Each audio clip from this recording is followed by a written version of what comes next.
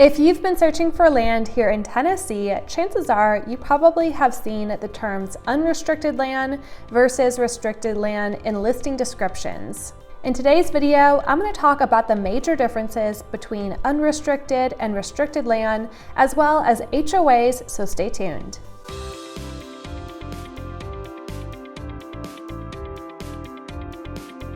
Hey everyone, welcome back to my channel. My name is Brenna and I'm a realtor with simpliHŌM in the Middle Tennessee area.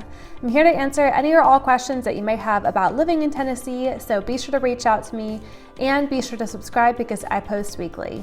Let's jump right into the video and start to talk about restricted versus unrestricted land. In Tennessee, the distinction between unrestricted and restricted land plays a pivotal role in determining the property's use as well as the property's development all across the state. Restricted land often comes with covenants or deeds that impose certain limitations on how the property can be used, developed, or altered. These restrictions can range from different types of structures that can be built, the preservation of natural resources, or even the colors and materials used in construction, aiming to maintain a certain aesthetic or environmental standard within a community. Some common examples of deed restrictions include no poultry or swine, no manufactured homes or trailers, and limiting fence types like chain link fences or wood fences, as well as square footage minimums. Many deed restrictions will also clarify that lots are only to be used for residential purposes only, and no commercial operations are allowed. So if you run a business out of your home, you want to make sure that you check the deed restrictions for a subdivision ahead of time to make sure that this is allowed.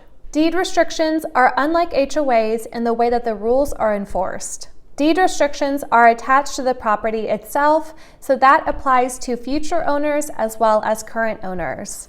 They are typically established by the developer before any homes are built to ensure a certain level of uniformity and standards within the neighborhood. Since these restrictions are part of the deed, they are enforced through legal means, which includes lawsuits against violators. Homeowners associations, on the other hand, are organizations that handle residential communities. When a person buys property in an HOA neighborhood, that means they are a part of the HOA, which means that there can be extra fees associated with this.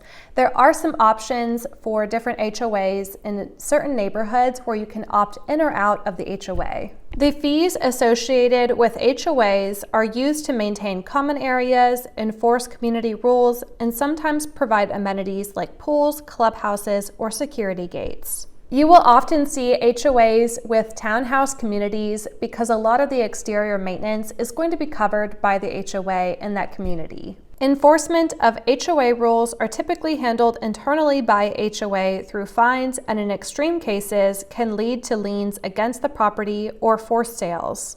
HOAs have a document called Covenants, Conditions, and Restrictions, also commonly called CC&Rs, and they are a set of rules governing the use of a certain piece of real estate in a given community. Every CC&R can be different depending on the community, so it's very important for you to make sure that you know what is on those CC&Rs beforehand, so you know what you can and can't do with your property. Deed restrictions and homeowners associations serve to protect property values and maintain a certain quality of life in a community.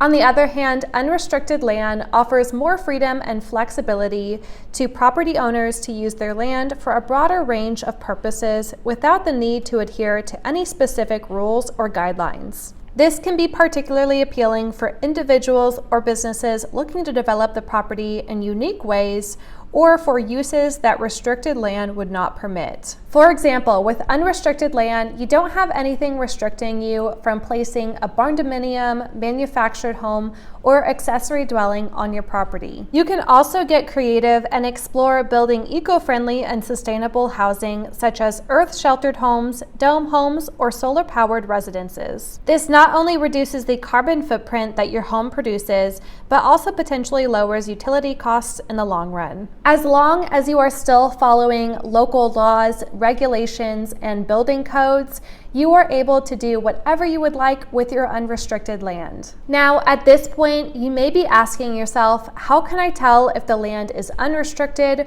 or if deed restrictions will apply?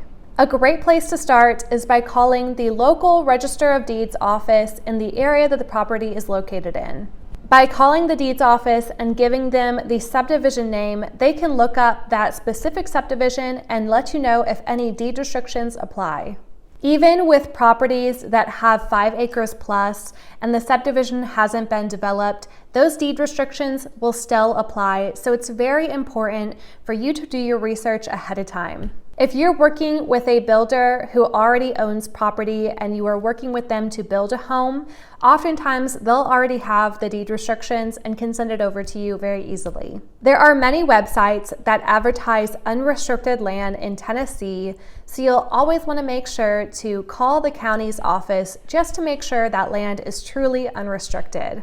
Understanding the nuances between unrestricted land, restricted land, and homeowners association is very crucial for anyone looking to purchase property here in Tennessee. If you have any questions about any of the topics I covered in today's video, please let me know in the comment section down below. If you haven't already watched my video all about the top 7 things that you need to know before purchasing land here in Tennessee, then go ahead and watch that video next. I hope you enjoyed today's video. If you did, please be sure to leave a like and subscribe, and I will see you next time.